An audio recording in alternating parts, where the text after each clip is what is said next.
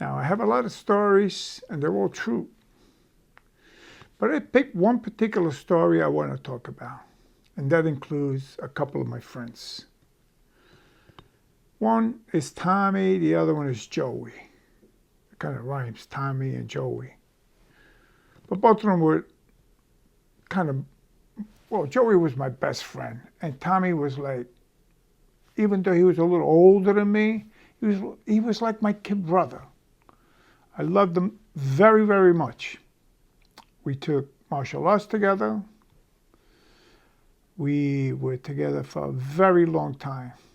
As a matter of fact, we were kids, we went to Japan. Me and Joey went there first. I was 17, Joey was 18, and Tommy was, I think, also a year older than me, he was 18. And we all went to Japan. We were there for about 3 months. Joey left first. He couldn't take it because he really wasn't a karate guy. He just came along for the ride. But Tommy and I, we were in the martial arts really very deep into it. We loved it. So this is basically about one of my best memories. Even though I've done a lot of things in my life, this is one of my best memories. We went into this place, we worked out for 4 hours in the morning, 4 hours in the evening. We took a lunch break in between. We worked out like there was no tomorrow. We were on top of the world as far as I'm concerned, shape-wise. We were good. We were really, really, really good. But the story is more interesting to understand how everything started. So one good day, Joey and I, we decided to go to Japan. But that was before we wanted to go to Vietnam. But I'm not going to get into that because that's really another story that I will tell you about. Let's just pick it up from, we decided to go from the Navy Yard to Manhattan to the Japanese consulate. We went to get all the information about Japan, what we had to do, what documents we needed, and just about everything we had, all the steps. Okay, so we went through all that. We got ready. It took us maybe 2-3 months to get ready with our paperwork and put our business in order, whatever business we had. We were young. So it came time to fly. So we did. My karate teacher and some of our students, or his students, they all wished us luck. They even took us to the airport. And my teacher, I was a black belt. I was 17 years old, I was a black belt. But I was a black belt before that. So we all went down to the airport. We said goodbye. And I had a number of his teacher from Japan, Yamamoto, which I'll talk about him as well. So now we start our trip. This trip was forever. We wound up in Anchorage. From Anchorage, I don't know how many hours we stayed there. We flew to Tokyo. 27, 28, 30 hours. It was like unbelievable. I think we left let's say on a Sunday, we arrived there on a Sunday. At the time was weird. So now we arrived in Tokyo. It was at night.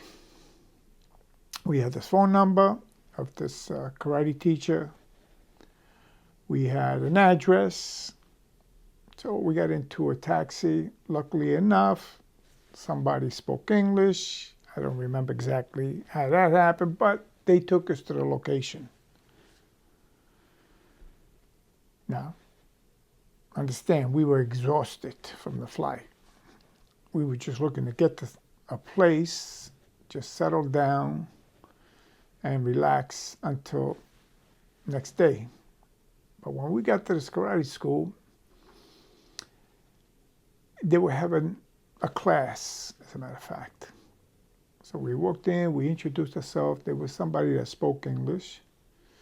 We told them where we were coming from and who we wanted to see. And they knew all about us going there, and they knew why we were there. But Yamamoto wasn't there. One of his top students was there. So he invited us to join the class.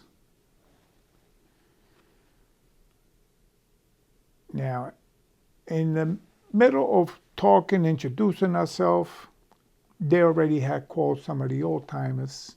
Remember, this was over 49 years ago. So Americans over there were like a novelty.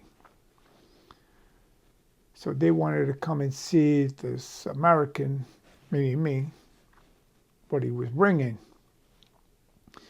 Not only what he was bringing, they wanted to see how much lumps they could give me. Remember, martial art was a Japanese thing. It was not an American thing. So they were going to show the little guy could beat up the big guy. My friend Joey right away started in, oh man, you walked into a deal here. These guys are, they invented the art and they're going to have a party with you. I told him, Joey, thank you for the confidence, but I think I'll handle this. So we put on our uniforms. Of course, we didn't go nowhere with the uniform, without a uniform. And we got ready to join the class. But instead of having a full class, like stretching out, going through the basics, and that kind of stuff, they went right to kumite. In other words, fighting. So of course I had to accept. I can't say no. So the old timers were sitting on the side. They were watching this back and forth, me and this translator. So I agreed to fight. So the main teacher gets a student out of the class and he puts him in the middle of the mat. But he was a white belt. And I felt insulted. I felt insulted because I'm a black belt. And you're going to insult me with a white belt? But I didn't say that to him. That's how I felt. But I went like this. This is international language. You don't have to speak anything. You got to do this. It's no. And I went like this. And then I pointed my finger to him. That's the worst thing you could do. Point the finger. You know how that is, point the finger. So I did. And I told him, I want you. That's called like a fuck you, goes for fuck you. Well, that's what I was doing. I felt like the guy said fuck you. Even though he didn't say the word, that's how I felt. But I responded to him in the same manner. Not saying the word, but the action. And that's when I told Joey, he says, this is going to end real quick, Joey. Don't worry about it. So we did. We got in the middle of the mat. We went through our procedure. We bow to the elder. We bow to each other. And as soon as we finished bowing to each other, I just launched into him and knocked him right out. That was it. That was the end. We picked him up. He came back to his senses. I told him I was sorry. I wasn't really sorry. And he knew I wasn't sorry. But, I was going through the motions. I'm sorry, I'm sorry for knocking you out. Now, from there, we went to Yamamoto's student's house. He invited, because Yamamoto was somewhere in a meeting somewhere. He was going to be late. So he told them to take care of us while he was gone. So we went to his house. We had a first unbelievable dinner, Japanese dinner. Met his wife, the kids. We sat all on the floor, Japanese style, that kind of stuff. A little uncomfortable, but, it was nice. It was nice. It was really nice. So after the dinner and everything, he took us to Yamamoto's house. He still wasn't home, but he had a maid. So she let us in. She was already aware that we were in town and she was going to take care of us. So she gave us a place to lay down and relax until Yamamoto came home. Now Yamamoto, it was a guy that I knew him only through pictures.